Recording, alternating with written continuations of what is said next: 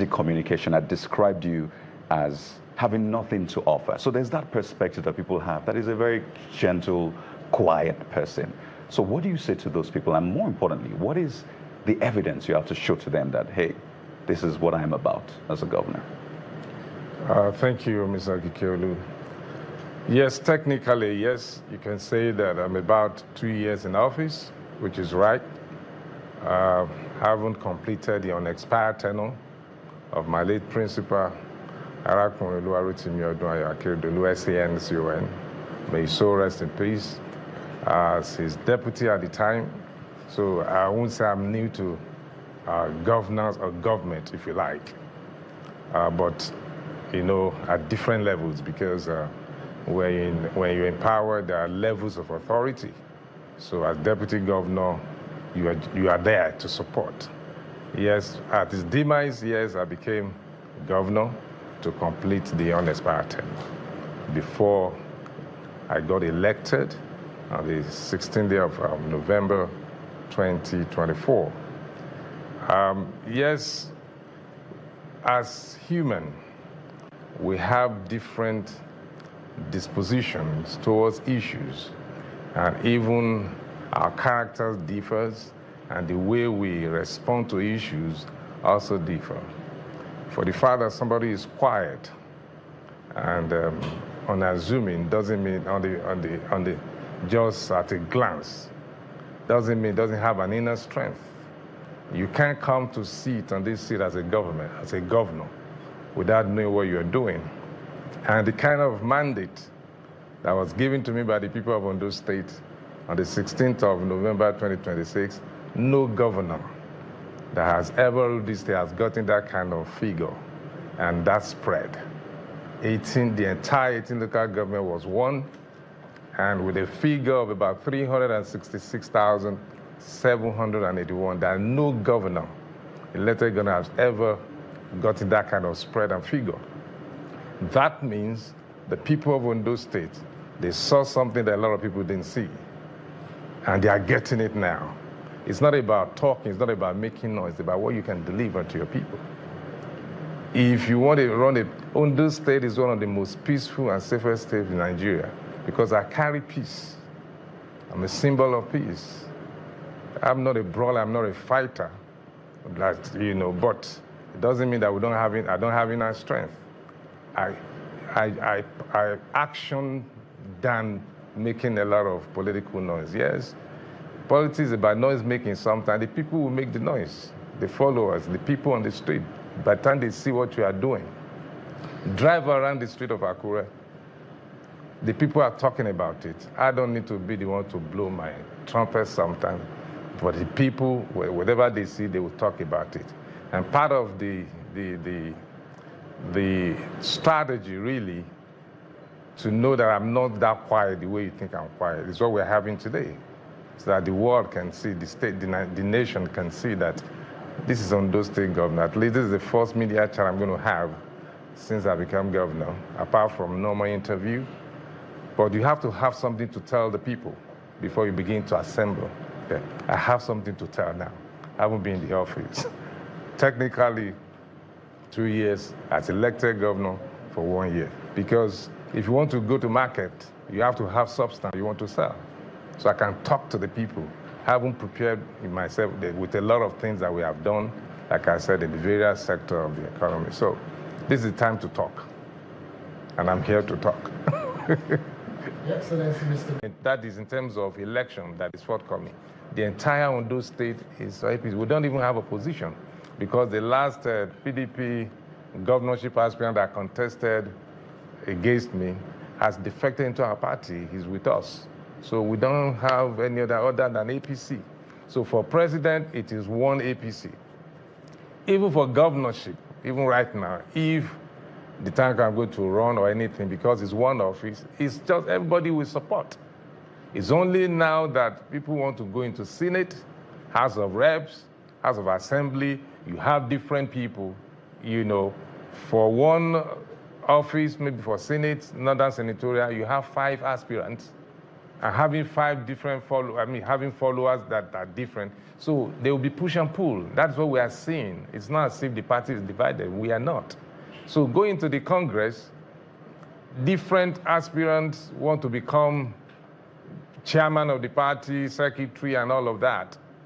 So you will see that push and pull happening.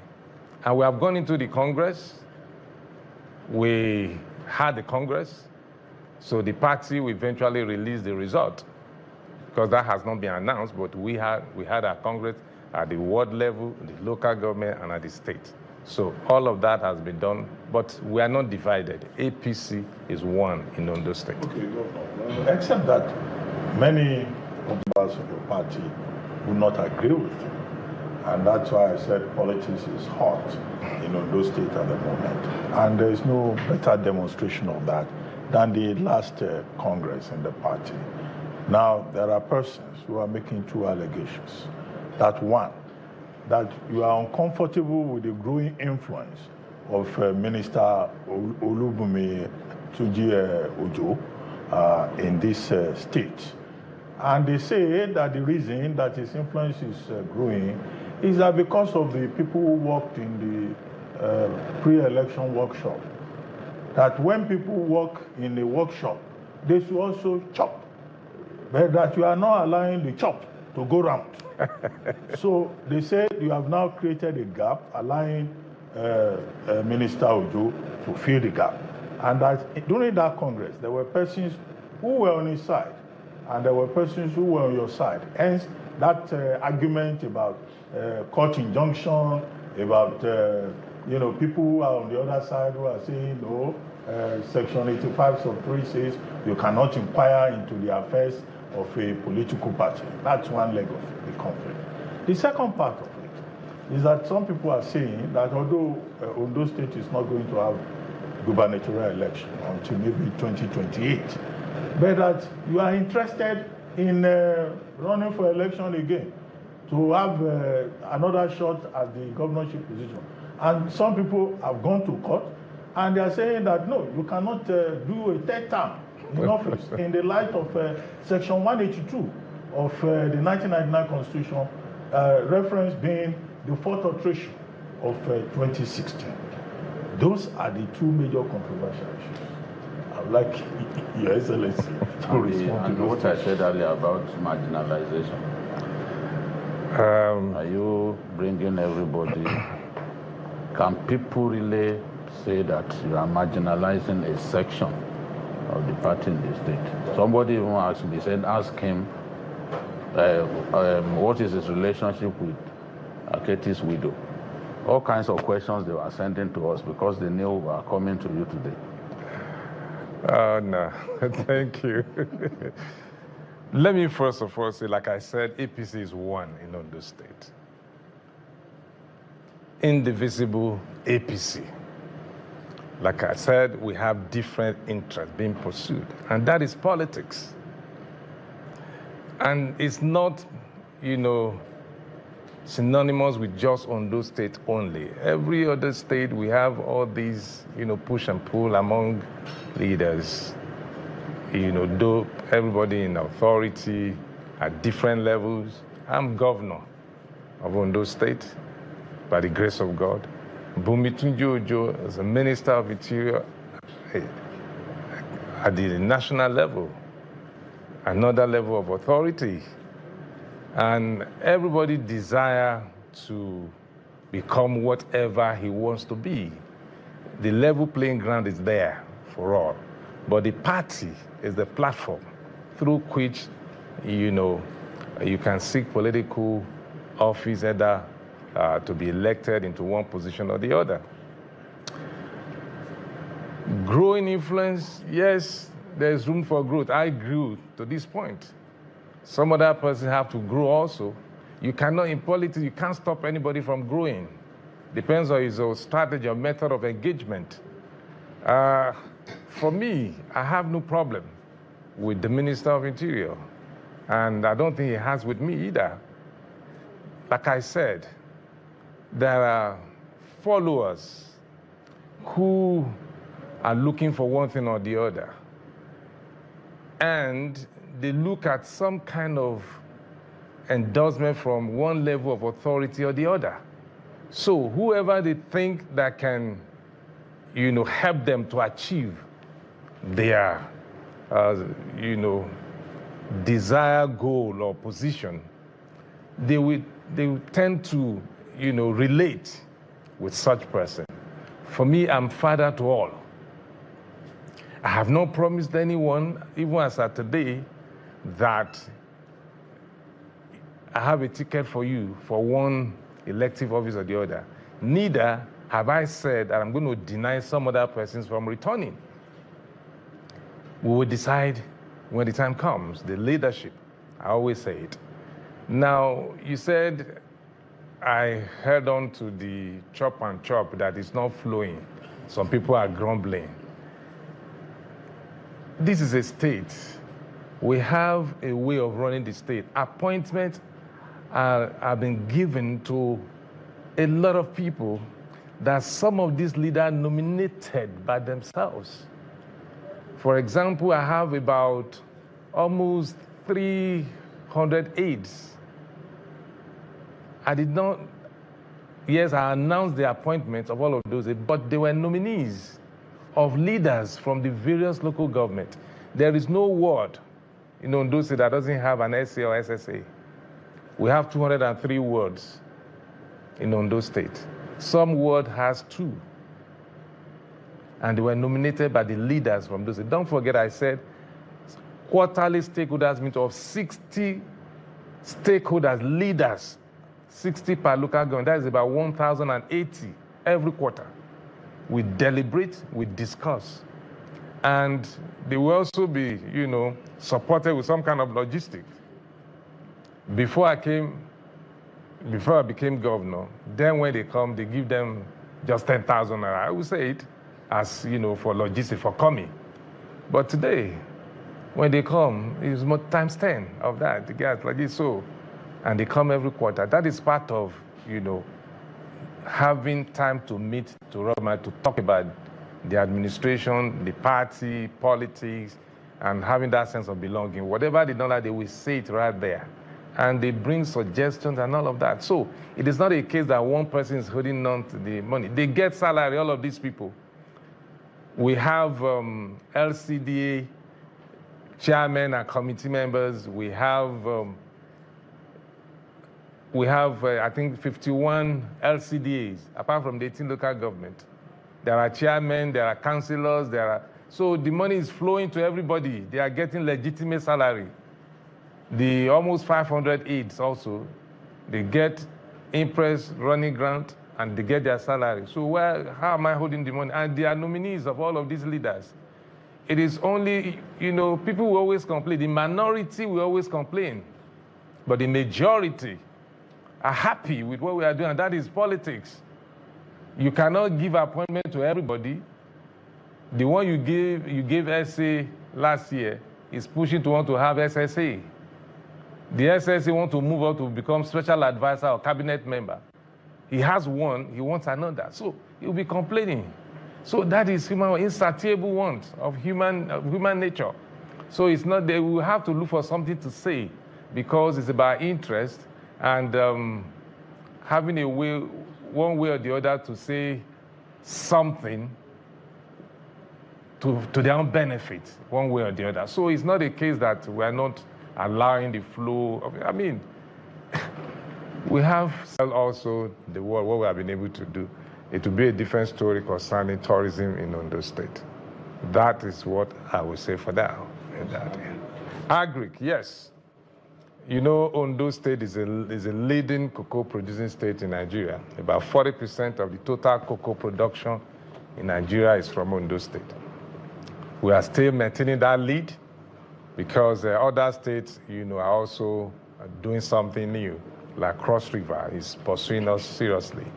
We can't wait. We are supporting our farmers in that area so that we can continue to maintain the lead.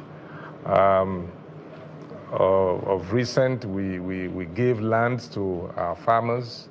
Even though the land belonged to government, they encroached into it, and we went to court We want the got the land, but have to leave it for them. But for them to know that the land belongs to the state government, but you can have it as your cocoa farm. So we are supporting our cocoa farmers.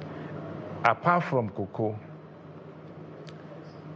palm plantation is being supported. We call it the red gold, because we believe that aspect, that kind of crop is very, very important for us in the state and also in Nigeria, because of the benefits of that. But what we are doing is to provide an enabling environment for individual investors to invest in agric in Ondo State.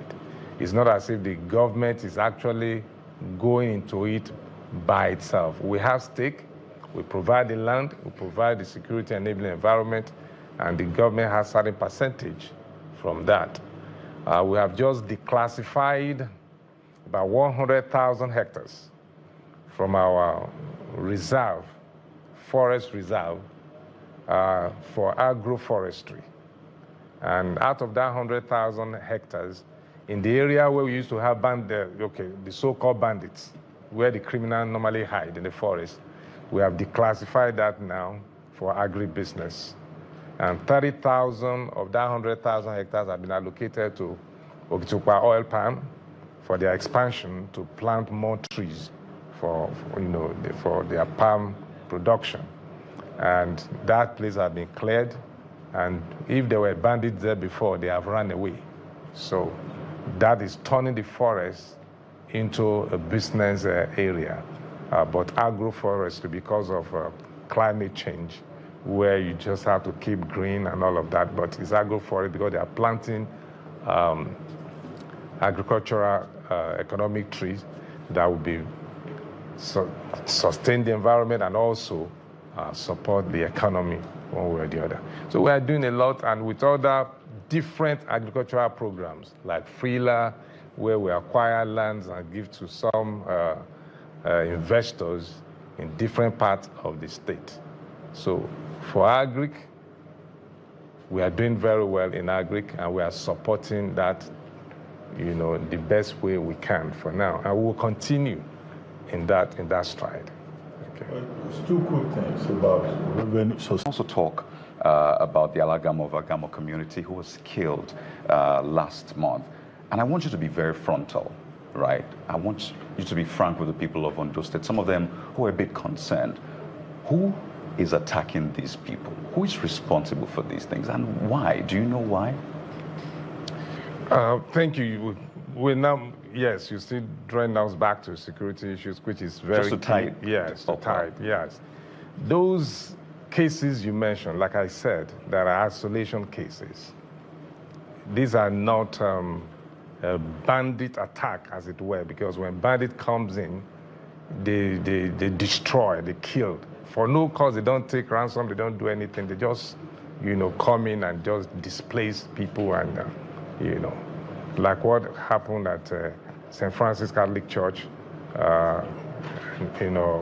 They didn't take any, not even handset or phone of anyone. They just came in and just blast the whole place with grenade and all that and left.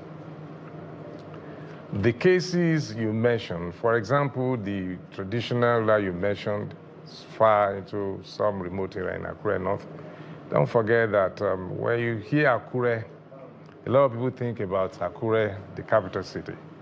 Akure is big. Akure North, we have farmstead that you have to travel by, not by car or hillox, by bike for 3 hours to get to somebody's farmstead. And some things do happen in such locations once in a while. And our Motekun Rangers, they have base and camp in those forests. I have to say this.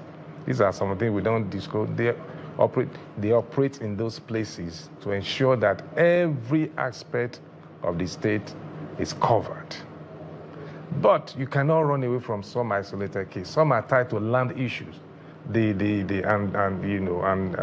succession in terms of who owns land and who wants to be the baile of such location. among the same people in the same community. That was what happened in that case. The police report is there. The other one, you mentioned, a friend called other friend to follow him to somewhere. He left his food and he followed him and then was killed. That is not bandit. Those are crimes within the community. So you cannot run away from such as well. Those are some of them, but by the time they will put out the news, for some reason known to those who write out this news, they make it look as if there is a big problem in Ondo State. But the security agents have the facts about some of this. It's crime, and the perpetrators are criminals. That is it. So no terrorists, you're saying no terrorists or bandits operate in Ondo State? Terrorist operation has not happened after the Owo massacre. We've not experienced any terrorist attack. They will show issue that you said the parents of. I said that we have isolated cases of kidnapping for ransom. That is it's happening, but we have to engage. The security agencies have to engage to be able to ensure that those who are kidnapped are released, the victims are released, and then they put a trail on those who are perpetrating that act. A lot of crime in Ondo State. It doesn't matter where you are drilling from, but let us know the location, the state, and the host community. And that's what we're trying to tell the whole world, that this place belongs to Ondo State, not Ogun State. Ogun State has oil company and oil license. Drilling license, one of their company. It doesn't matter. Right. They can drill from Eba. It doesn't matter. We won't chase them away, because if government give them that location, that the well we are giving to you is in Eba Island, that is where you should drill. They should go there to drill. All right. The security agencies, the Navy, they will protect the oil assets. So if they draft Navy to that place, we are not at war, we are not in conflict. All we are saying is this place belongs to Ondo State. Simple, nothing more. Well, I know that the last has not been heard of this, but you know, there's something they call, and I want to switch gears a bit, Mr. Governor. There's something they call political familiar spirits in Nigeria. So you have governors, for example, fighting their predecessors. It's a consistent thing we see. Or sitting governors fighting their deputies, or governors choosing to abandon projects of their predecessors. So I want this to link me to the legacy of late Akiti. Things around the LCDAs, for example, what is going to happen to them. I can even go as far back as some of the, industrial strides, Oluwa Glass, and all of that. What are you doing to ensure that familiar spirit maybe stops with you? And then the governor versus deputy angle. It's been said that your deputy has been staying in a hotel for 15 months, just got a vehicle of late.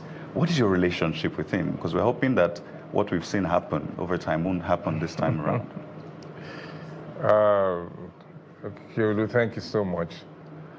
For me, as governor of Ondo State at this time, there is no project that was started by my predecessor that will be abandoned. I will complete every one of them. Let me just quickly say that. And when you talk of legacy, I am the greatest legacy of Akiti, because I was his deputy, and he was my friend, very close friend. So there's, in the Akiti team, as the deputy, I'm the next to him, and we have other people. But like I said earlier on at the opening, that interest differs. People will pursue different interests. So, in terms of legacy, Akiti legacy lives on, and I am the #1 legacy of Akiti. Because the first time in Ondo State that even though he did not physically present when I became governor in 2023 December, he openly endorsed me, and he also wanted me to succeed him. So I can say Akiti is the first governor in Ondo State that have a successor of his own. Because the statements are there, the records are there. And that's to tell you that when a governor is able to install a successor, definitely he will carry on with the project or all that has been planned alongside. And don't forget, I was also his deputy, so I knew a lot of the things that were being done at the time. So, in terms of that, it's on. Some of the projects he envisioned that he was unable to start, I started them. For example, the Judiciary Village that I've named after him on the day we laid the foundation. He envisioned it, he did the budget. I didn't change anything. He designed everything. He could not start, he could not lay the foundation. I started it from the scratch, and I'm not taking to myself, and I named it after him.